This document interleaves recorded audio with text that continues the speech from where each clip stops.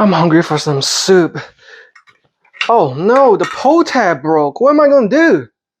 Fortunately, I have the God Luck electric can opener.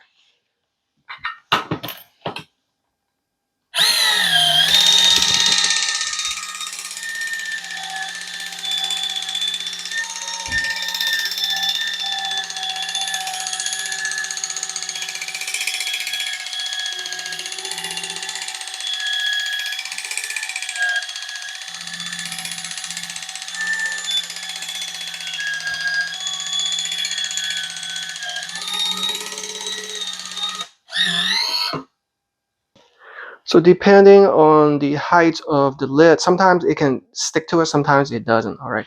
So here is what the cut looks like. Okay. Let me remove it. There it is. See? See? I don't have to worry about it being sharp.